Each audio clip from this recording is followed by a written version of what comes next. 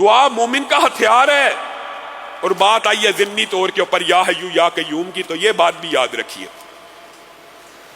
نبی کریم صلی اللہ علیہ وسلم نے فرمایا تھا اسم اعظم اللہ کا 3 صورتوں میں ہے. کس کس میں؟ سورت بقرہ میں، سورت آل عمران میں، اور سورت طٰہٰ میں. اور ان تینوں صورتوں میں اللہ لا الہ الا هو الحی القیوم، الف لام میم اللہ لا الہ الا هو الحی القیوم وعنت الوجوہ للحی القیوم، یہ تینوں صورتوں میں یہ نام کامن ہے. محدثین نے اس کے اوپر کتابیں بھی لکھی ہیں، بہت بہت زیادہ رسالے لکھے ہیں. محدثین کا اس حوالے سے مختلف موقف اور آراء ہیں کہ اس میں اعظم متعدد ہیں، ایک ہے، یا جمیع احادیث کو جمع کر کے استدلال کیا جائے. تو میرے جو نانا تھے حضرت حافظ محمد گوندلوی رحمہ اللہ، وہ اس میں اعظم کا استدلال یہ کیا کرتے تھے کہ اگر متعدد احادیث کو جمع کیا جائے تو یہ بات سمجھ آتی ہے کہ ان کو اگر اس طرح پڑھا جائے بسم اللہ الرحمن الرحیم الف لام میم اللہ لا الہ الا هو الحی القیوم یا واحد یا ذل جلال والاکرام. آپ کو پتہ یا واحد اور یا ذل جلال والاکرام کی احادیث اس کے علاوہ ہیں، لیکن وہ اس وظیفے کو اس طرح بتلایا کرتے تھے اور وہ کہا کرتے تھے میرے گمان کے مطابق یہ بسم اللہ الرحمن الرحیم اس میں پڑھنی ہے. جو بندہ 313 مرتبہ یعنی کثرت کے ساتھ یہ دعا پڑھ کے اللہ سے جو بھی دعا مانگے گا انشاءاللہ قبول ہو جائے گی.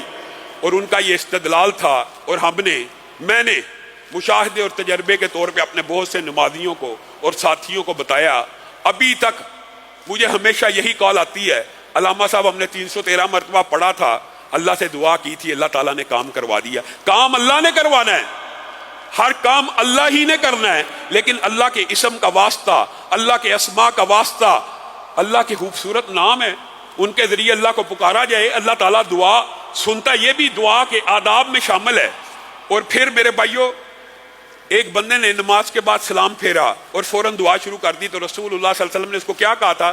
تو نے جلدی کی، تجھے کیا کرنا چاہیے تھا؟ تسبیحات پڑھ لیتا، اللہ کی حمد بیان کر لیتا، اور اللہ کی حمد اور ثنا بیان کرنے کے بعد درود پاک پڑھ لیتا. مراد یہ ہے کچھ اللہ کے حضور میں تسبیحات پیش کر، کچھ اس کی حمد بیان کر، پھر اللہ سے مانگ جو مانگتا ہے. اور دوسری حدیث میں کیا آتا ہے؟ رسول اللہ صلی اللہ علیہ وسلم کے سامنے ایک بندے نے درود پڑھا اور درود پڑھ کے اللہ سے مانگنے لگا.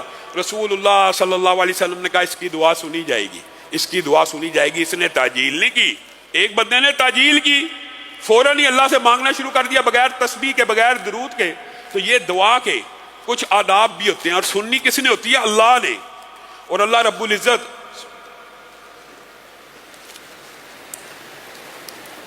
بندے کی دعائیں کیسے سنتا ہے؟ یہ محیر العقول واقعات ہیں. شام بن عبد الملک کے سامنے بھی ایک بندہ آیا اور اس نے کہا خلیفہ آج میرے ساتھ عجیب معاملہ ہوا. ایک طرف سے اژدہا آ رہا تھا اور ایک طرف سے شیر آ رہا تھا.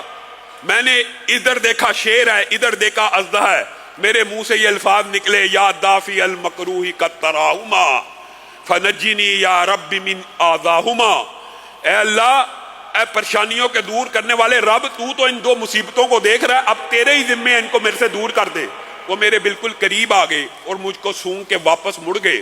تو میرے بھائیوں، مصیبتوں پریشانیوں میں آپ کی دعائیں سننے والا ایک رب ہے.